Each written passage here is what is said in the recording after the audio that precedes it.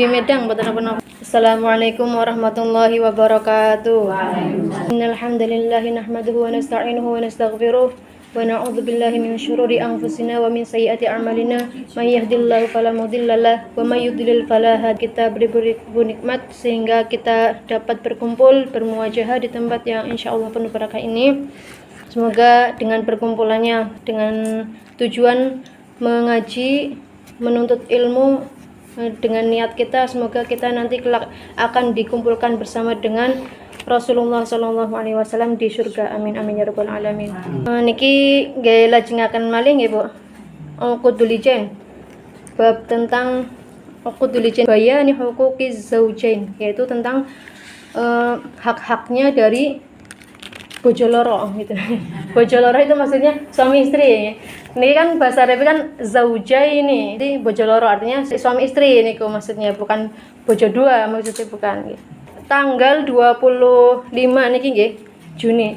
Pas kemarin pertepatan dengan hari 1 Muharram niku wonten sing rayakene niku sing dinten Selasa, wonten sing dinten Rabune niku nggih.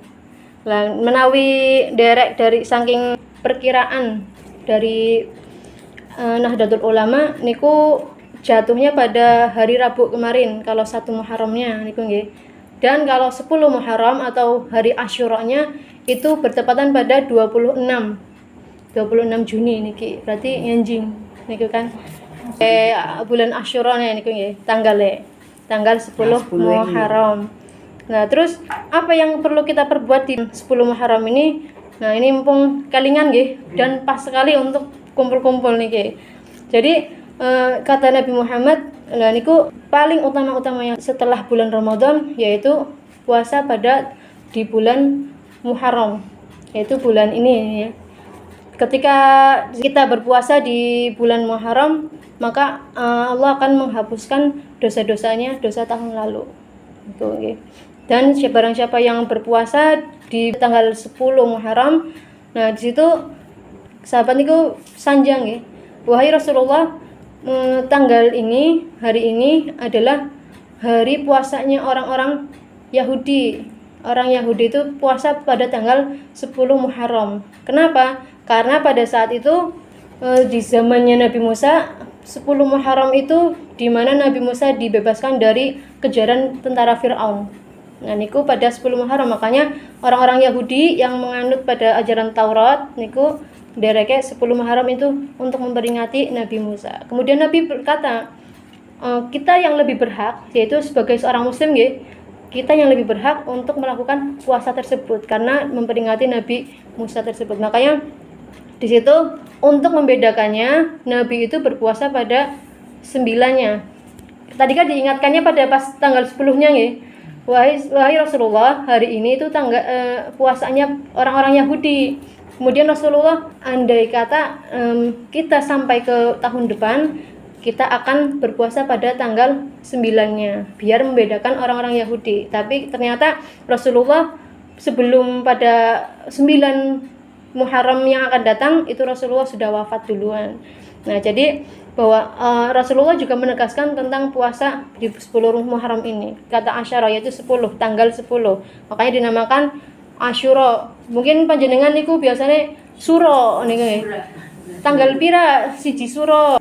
Ada peristiwa di mana diterimanya taubatnya Nabi Adam, nggih. Ketika Nabi Adam itu diturunkan di surga, Allah itu memberikan kalimat, nggih. Di mana ketika fazalah masyaitanu anha fa akhrajahum mimma kana fi, kemudian di situ Allah memberikan satu kalimat kepada Nabi Adam, kalimat yang untuk pertaubatannya Nabi Adam, untuk minta ampun kepada Allah. Kamu keluar dari surga ini tapi tak sanguni, ibaratnya gitu ya. Sangunya itu sebagai sebuah permohonan ampunan kepada Allah. Ada lagi di mana Nabi Ibrahim itu terbebas dari kobaran api. Itu kejadian saat Nabi Ibrahim menentang berhala-berhala yang disembah oleh para kaumnya. Kemudian tadi terbebasnya Nabi Musa pada kejaran tentara Firaun itu 10 Muharram. Makanya umat-umatnya pada Bani Israel itu berpuasa pada 10 Muharram. Kita puasa 10 Muharram itu ibaratkan pahalanya seperti puasa 1 bulan. Jadi panjenengan enggak usah puasa banyak-banyak. Puasa ini keutamaannya lebih besar juga nih. Ini di luar dari Ramadan nggih. Bukan berarti puasa bulan Muharram 10 Muharram terus nggak usah puasa bulan Ramadan. Nah, ini kita sunnah nggih. Ramadan itu wajib nih. Sunnah-sunnahnya dari bulan Asyura ini membaca Hasbiyallah wa ni'mal wakil, ni'mal maula wa ni'man nasir. Niku tampun saged hafal nggih. Biasanya hasbunallah niku nggih. Ya mboten napa-napa. Hasbunallah wa ni'mal wakil, ni'mal maula wa ni'man nasir. Ping 70. Nah, terus surat Al-Ikhlas. Surat Al-Ikhlas niku apa nggih, Bu? Nah, surat Al-Ikhlas niku ping 1000. Tapi kira-kira mampu mboten niku. Nih. Membaca surat Al-Ikhlas 3 kali itu ibaratkan seperti membaca satu Al-Qur'an satu geluntung. Niku nggih. Napa mari sing ping 1000. Makanya di mana di bulan-bulan Muharram ini sebagai tasi'ul iyal. Bulan yang luas. Dari luas rezekinya, luas pengampunan dari Allah. Nah, ini di bulan-bulan niki. Makanya kita untuk mencari keberkahan pada bulan Muharram niki. Ini kan awal tahun nggih. Jadi Nabi Muhammad juga niku puasa setiap di awal tahunnya. Karena ini yang paling mulia, bulan-bulan yang paling dimuliakan Allah ini. Ada 4 bulan niku nggih. Ramadan, bulan Muharram, Dzulqa'dah, Dzulhijjah, bulan yang dimuliakan oleh Allah. Nah, lajeng anggar masa aku walau orang sekaligus 1000 kalau papan dia nulis dino kira gimana apa-apa niku. Diniat ngene mawon nggih. Wong meskipun panjenengan boten ngantos 1000, panjenengan pun wonten niat usaha nggih. Kalaupun enggak nyampe 1000 ya enggak sia-sia nggih panjenengan. Artinya panjenengan wonten reward nggih. Reward niku balasan dari apa yang panjenengan lakukan meskipun itu kebajikan kecil sekalipun nggih. terus waktunya kapan buat Mboten napa-napa kapan mawon menawi santai nggih, mboten napa-napa kali lenggahan daripada nglamun bengong mending maos niku nggih dibulak di nggih.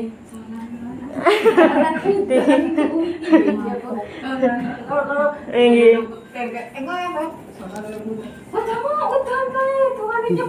Soale kados niki Bu, menawi pikiran niku mboten diisi ngagem zikir, wonten hitungan berarti zikir maling Gusti Allah, eling kali Gusti Allah. Menawi pikiran niku dikosongkan, panjenengan niku mboten mikir napa-napa. Niku setan niku mlebet teng pikirane panjenengan. Kadang ujug-ujug kemutan, stiweran di tanggane tuku motor ya kayak. Terus karena kepikiran kayak ngepengin. Kalau belum kesampaian, panjenengan niku setan niku terus mendorong.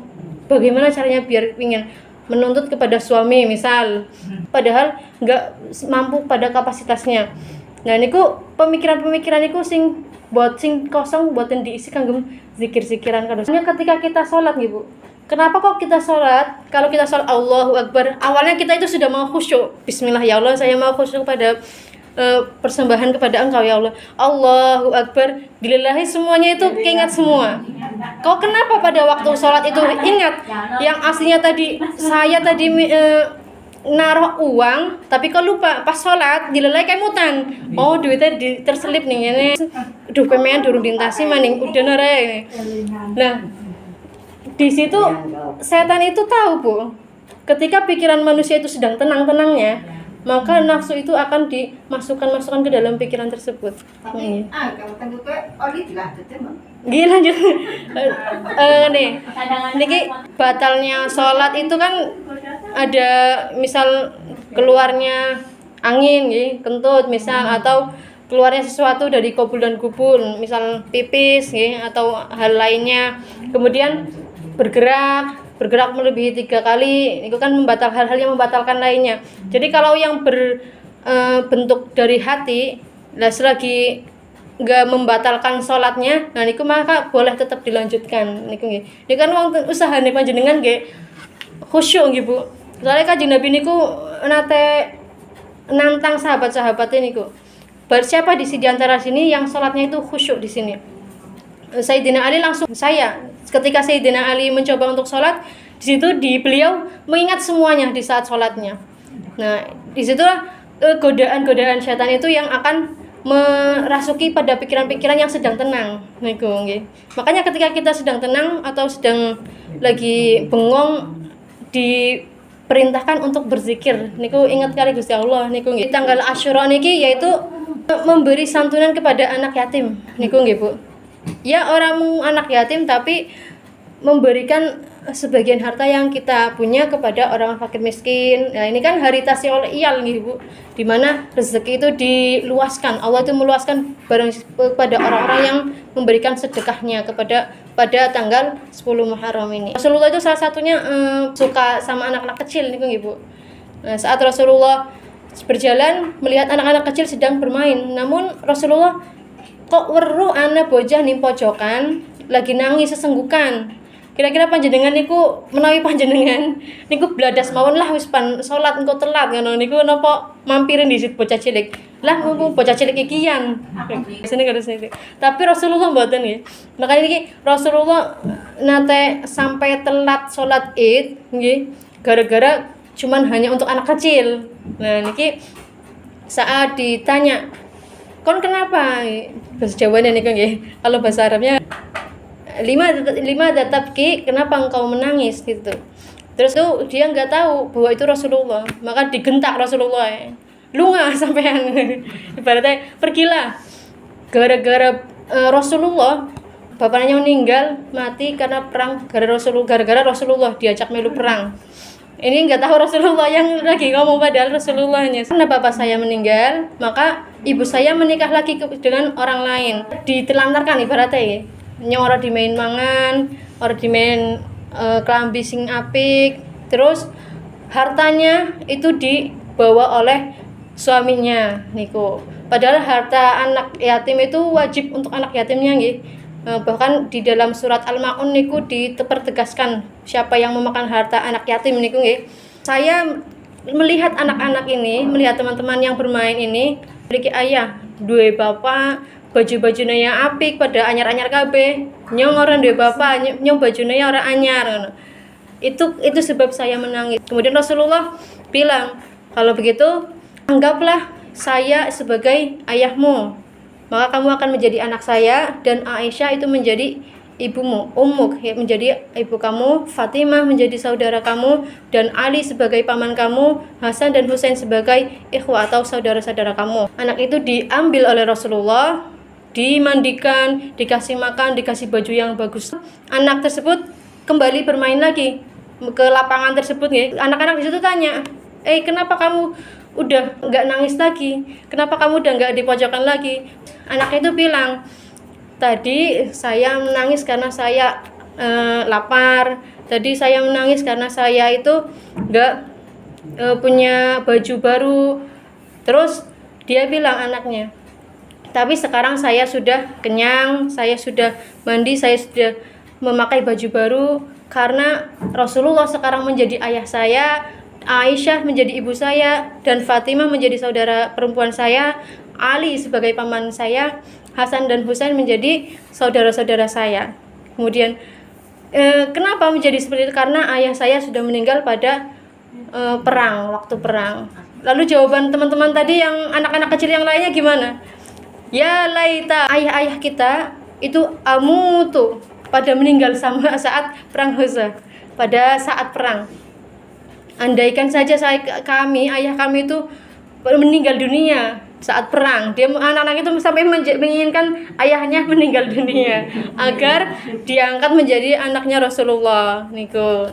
Tapi karena Rasulullah itu pecinta anak-anak, semua anak itu diemban Rasulullah semuanya. Kita juga sebagai umatnya hendaklah untuk meneladani karakter dari Rasulullah. Katanya cinta sama Rasulullah, tapi kok gak mencerminkan sebagai umatnya Rasulullah. Makanya kata Rasulullah, "Aku bersama dengan orang yang mengayomi anak yatim itu bagaikan dua jari ini." Kita membahas ke al-faslu awal fi bayani huquqiz zaujah wal wajibati ala zauj. Kemarin kita membahas tentang al-fasl awal, yaitu hak-haknya seorang istri, yaitu alias kewajibannya seorang suami kepada istri. Artinya seorang istri itu berhak untuk mendapatkan sesuatu itu dari seorang suami niku nggih. Memperbaiki omongan, memperbaiki obrolan. komunikasi yang baik. Nah niku hendaklah seorang istri itu melakukan atau obrolannya, komunikasinya itu yang baik dengan suaminya. Kira-kira suarane panjenengan kali garwane panjenengan niku luwih atas endi? Luwih atas bojone.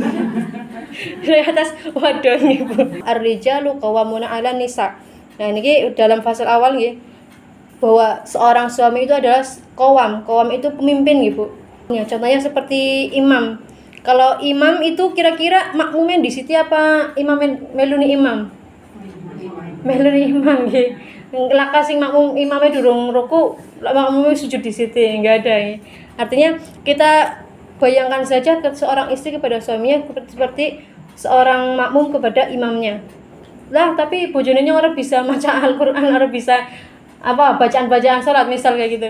Dengan itu meyakinkan bahwa suami saya itu sebagai qawam imam saya. Yang ini di luar dari salatnya niku nggih. Artinya panjenengan niku mematuhi apa yang diperintahkan, mengikuti apa yang diomongi, enggak mendahului omongan dari suaminya niku. Ibaratkan seperti panjenengan niku makmum ya. Nah, kenapa? Karena Rasulullah itu mengatakan panjenengan sebagai seorang istri melakukan sholat 5 waktu, nggih. Nggih boten? Sholat 5 waktu. Alhamdulillah sholat 5 waktu. Puasa di bulan Ramadan, puasa nggih. Dan yang ketiga ini, cukup yang ketiga aja ya. Mungkin ini sholat 5 waktu, gampil nggih, panjenengan yang laksanakan. Terus kemudian melakukan puasa di bulan Ramadan. Itu panjenengan memang diwajibkan. Yang ketiga ini emang yang paling susahnya ini nggih, taat kepada suaminya. Mengikuti atau mematuhi perintah dari suaminya selagi tidak maksiat. Ki ana jagung lak sing ngrepe nih kayaknya laka wonge cukup bae. Kira-kira itu maksiat niku nggih. Berarti jangan diikutin kalau ada yang seperti itu. Wis babat bae, babat melu babat. Wong perak ikian karo anu ke tanahe dibabat niku. Nah niku berarti maksiat niku sampun. Selagi tidak maksiat, maka panjenengan ikutin. Lah bojone ngerti agama orang ngerti apa? Tapi panjenengan meyakinkan nih bahwa beliau adalah qawam saya, artinya pemimpin saya. Berarti panjenengan enggak mendahului imamnya. Kalau dia salah, ketika panjenengan sholat imamnya salah, kira-kira meneng baik apa melu salah, apa membenarkan?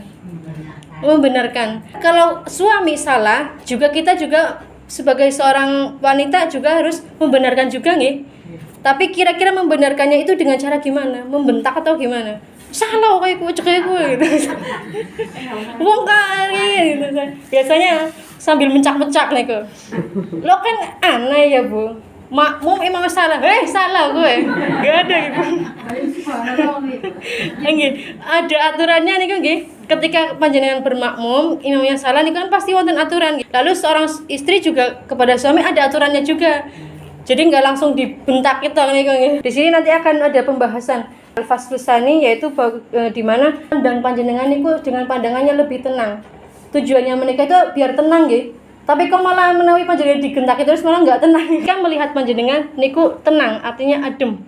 Jadi ada suatu kisah ketika seorang suami di situ berangkat untuk berdagang, sampai dagangannya habis kembali lagi ke rumahnya. Nah saat suaminya itu berdagang, di situ istri disuruh untuk menjaga kehormatannya, niku nggih. Nantinya akan dibahas di sini. Hak-haknya seorang istri kepada suami yaitu menjaga kehormatan dirinya kepada lelaki lain dan menjaga harta dari titipan suaminya, dan harus menjaga anak-anaknya. Di situ kemudian anaknya meninggal, Bu. Kira-kira panjenengan pada saat itu bingung nggih? Duh, anaknya meninggal. Padahal kan anak itu yang dijaga kita nggih. Penjagaan kita.